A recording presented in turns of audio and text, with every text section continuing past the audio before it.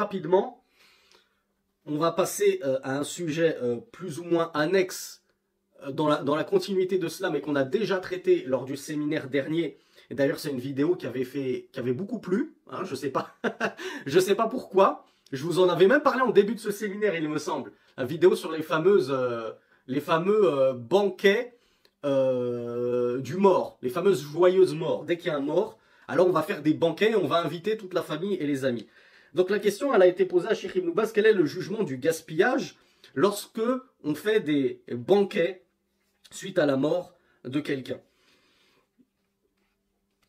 Et ils lui ont demandé, c'est quoi cette tradition que l'on voit le 3e jour, le 8e jour et le 40e jour? Alors moi, je ne les connais même pas, ces traditions du 3e, 8e, 40e jour. Donc Cheikh Ibn Baz nous dit, le fait que la famille du mort, elle fasse un banquet, un grand repas, où elle va inviter tout le monde, eh bien, il n'y a aucun fondement à cela. Et comme on l'a vu, c'est une innovation et c'est quelque chose de répréhensible. Et ça fait partie des traditions de la jahiliya, de l'ère pré-islamique. Il n'est donc pas autorisé aux endeuillés, les personnes endeuillées qui ont perdu un proche, de faire ces banquets pour les gens, en l'honneur entre guillemets du mort. Ni le premier jour, ni le 3e jour, ni le 4e jour, ni le 40e, ni rien de tout cela. Tout ceci sont des innovations.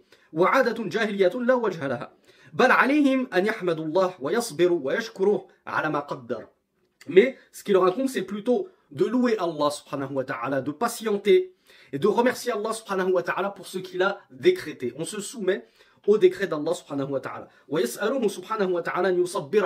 Et ils invoquent Allah en lui demandant qu'il leur accorde de la patience, qu'il les aide à endurer cette douloureuse épreuve. Mais ils ne font pas de nourriture, ils ne font pas de repas pour les gens. قال جرير بن عبد الله البجلي وهو صحابي جليل. Donc Jarir ibn Abdillah, qui était un noble compagnon, radiallahu anhu, avait dit كنا نعد الاجتماع إلى أهل الميت وصنعة الطعام بعد الدفن من النياحة. Il a dit, nous jugions le rassemblement auprès de la famille du mort ainsi que la confection de nourriture après l'enterrement comme faisant partie de an-niyaha. Savez-vous ce que c'est que an-niyaha?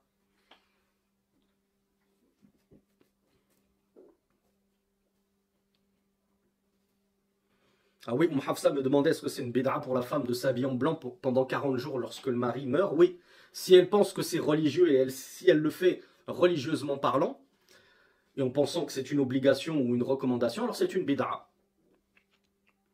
Alors bravo Malek. An-niyaha, c'est pleurer à mort, se lamenter. Bravo Balqis. Donc les compagnons jugeaient que, et An-niyaha, pleurer le mort et se lamenter avec outrance et exagération. C'est normal de pleurer un mort dans ta chambre ou même devant les invités, tu pleures naturellement. Mais sans forcer, en te forçant à pleurer, en hurlant, en te frappant les joues, en déchirant les vêtements, tout ça, ça fait partie du niyaha que le prophète sallallahu alayhi wa sallam a totalement condamné et interdit. Eh bien, les compagnons considéraient que rentrait dans cette niyaha interdite le fait de confectionner des repas, justement, et que tout le monde se réunisse chez la famille du mort, exactement comme c'est devenu maintenant aujourd'hui une sunna. Ce qui était bid'a à l'époque des compagnons, c'est devenu maintenant une sunna. Les gens ne comprennent pas pourquoi on n'invite pas les talaba, les joueurs de douf et les lecteurs du Coran, qui prennent un salaire bien confortable pour venir te lire du Coran et faire des doigts, et comprennent pas pourquoi on condamne cela, tellement ils ont été habitués à cette tradition contraire à ce sur quoi étaient les salafus salih, les pieux prédécesseurs. Cheikh Ibn Baz nous dit que le prophète sallallahu alayhi wa sallam zajara anha, yani an niyaha. Il a vraiment blâmé la niyaha, les lamentations. Lakin yushra'u li aqaribihim wa jiranihim. Alors, c'est vous qui allez me le dire. On va voir où sont les anciens du séminaire sur le Coran du Ramadan passé. Qu'est-ce qu'il convient de faire du coup? Qu'est-ce qu'il est sunna de faire s'il n'est pas sunna de se rendre tous le même jour après l'enterrement chez la famille du défunt et d'attendre comme ça qu'on lui ramène son petit couscous, son petit plat? Voilà, bravo.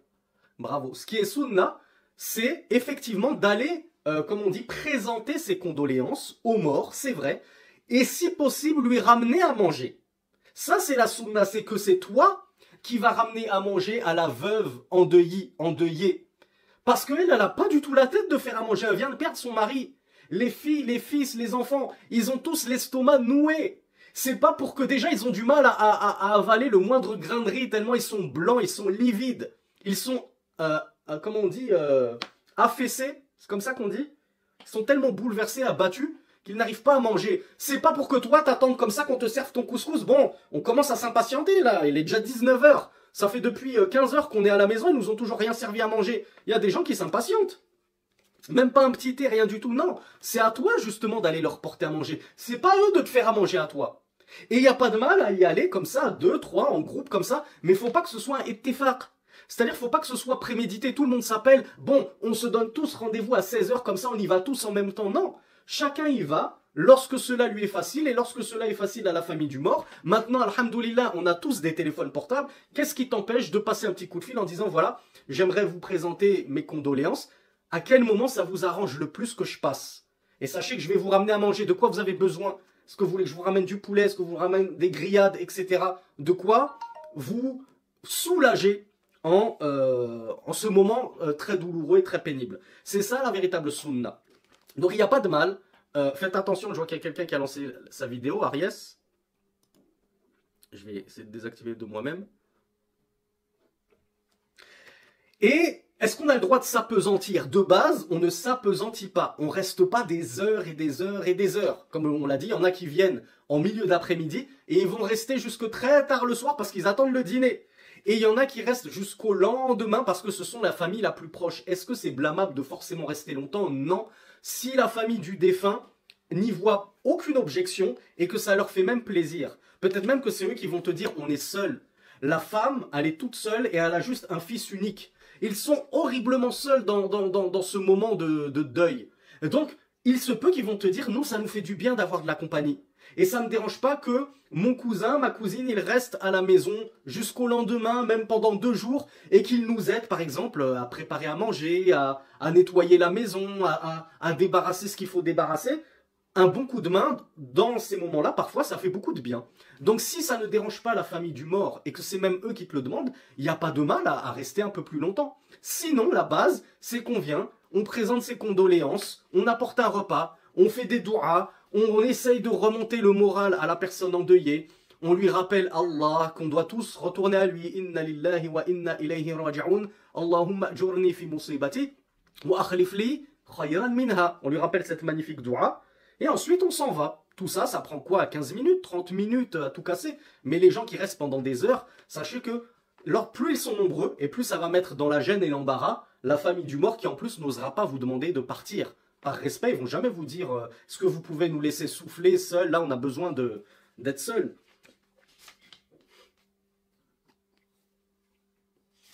Cheikh Ibn Baz nous dit ils sont trop préoccupés par l'épreuve qui les a touchés pour penser à vous faire à manger ou quoi que ce soit. Et le prophète sallallahu alayhi wa sallam, il avait dit à sa famille lorsque lui parvint la nouvelle de la mort de Ja'far ibn Abi Talib radiyallahu anhu. Qui sait qui était Ja'far ibn Abi Talib?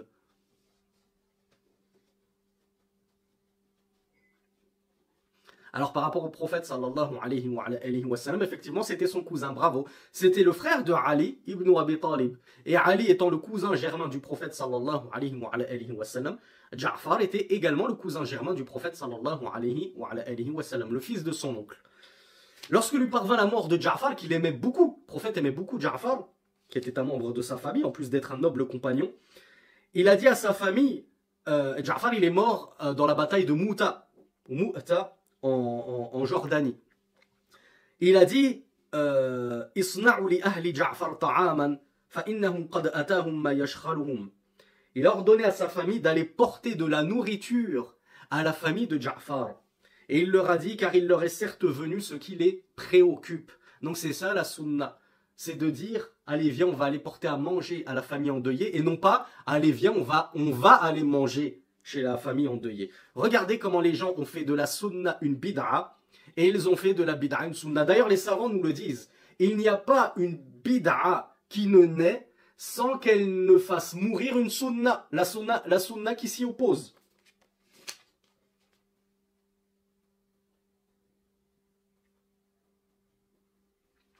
Cheikh Ibn Baz nous dit لكن إذا صنعوا لأنفسهم أو لضيفهم طعاما فلا بأس أما أن يجمعوا الناس للعزاء ويصنع لهم طعاما فلا يجوز للمخالفته للسنة. Cheikh Ibn Baz nous dit cependant, si la famille du défunt se prépare à manger parce que personne ne leur a porté à manger et que, entre guillemets, par coïncidence, voilà, il se trouve que c'est l'heure du repas, il y a encore des invités, donc ils préparent un petit peu en plus pour les invités qui sont là.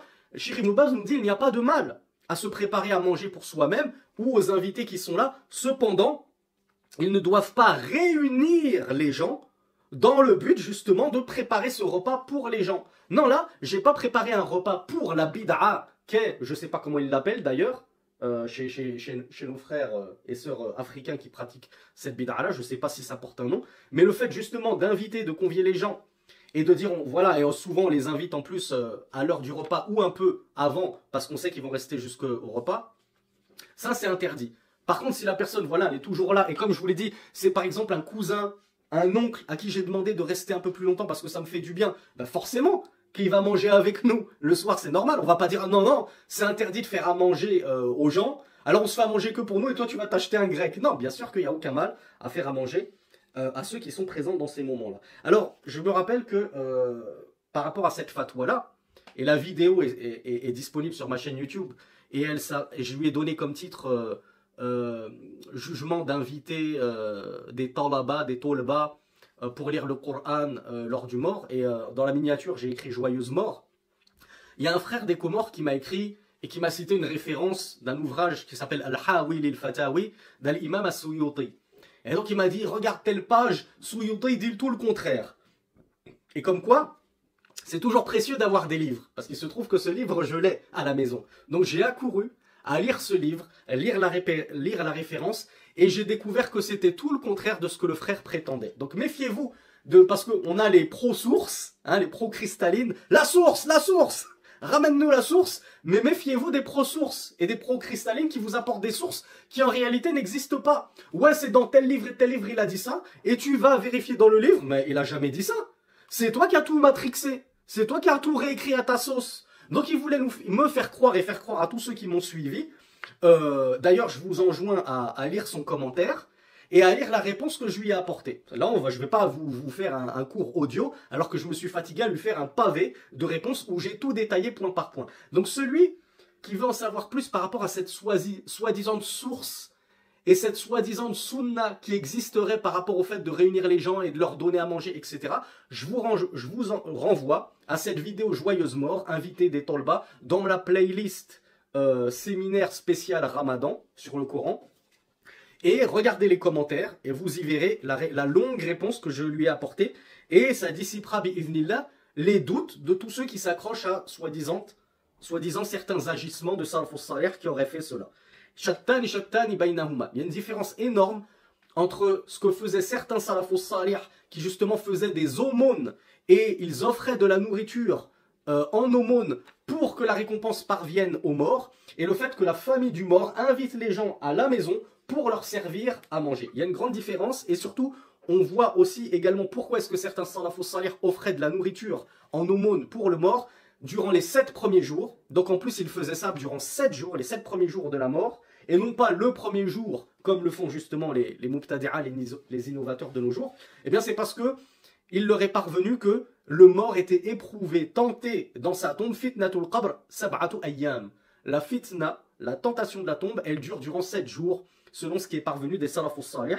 Voilà pourquoi ils aimaient, pour soulager et aider le mort durant cette période d'épreuve, faire des sadaqat et offrir de la nourriture pour lui, afin de le faciliter dans cette épreuve. Donc comme sont éloignées ces deux traditions, la tradition des salafus salih, si tant est qu'elle est authentiquement établie, parce que j'ai aussi parlé sur le sanad, l'imam As-Suyuti a essayé d'appuyer les différents récits en les rendant authentiques, mais nombreux savants les jugent inauthentiques et affirment qu'on ne peut pas se baser dessus, et la bid'a de nos jours, qui n'a aucun fondement, comme nous le rappelle Cheikh Ibn Baz rahmatullahi alayhi. Alors,